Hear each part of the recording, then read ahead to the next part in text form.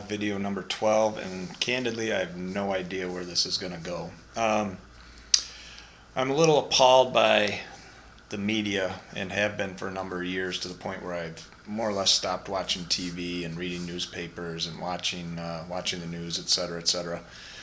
Because I'm convinced that all the negative messaging coming from the media is not healthy for my brain. I treat it as mental McDonald's.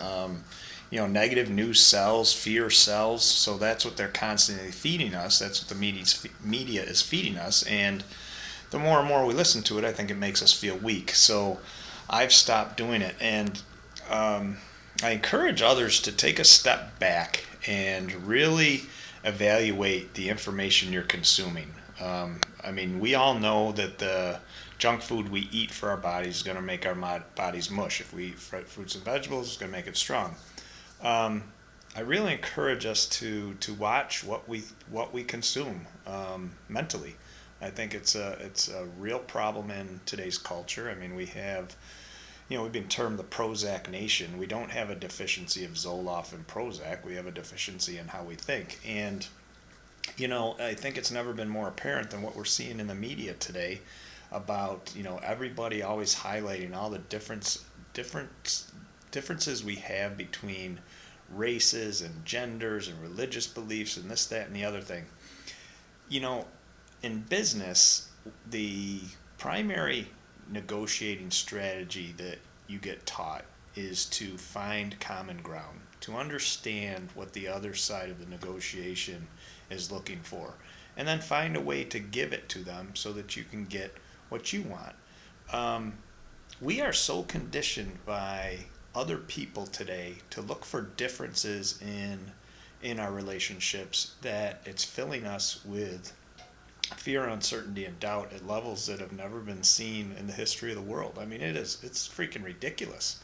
And it's being fed to us, and we're eating it, we're buying it, we're consuming it, we're mentally consuming this shit, and it's sad. And my sister-in-law Jen posted something today. She said, please tell me that love wins. And I think love does win. I think love is, if you study psychology at all, love is the strongest emotion available to man.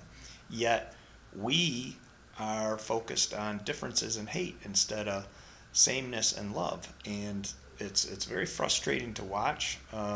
Not sure how we overcome it, other than starting to tell the media companies, the newspapers, the TV stations, and the other people that feed us this negative crap to stop, that we don't want it anymore, and to stop consuming it. Until we get that that tipping point in place in our country, I think we're in trouble. But all of us as individuals can start doing it by ourselves, and starting to surround ourselves with more positive thinking information outlets, more positive thinking people, and in our own personal lives, looking for common ground in our relationships instead of the differences between people. That's going to be the key. Looking for common ground, looking for reasons to care about each other, looking for reasons for love to win. Like my sister-in-law said, love does win, Jen. And thank you for your post. I thought it was awesome. Have a good night.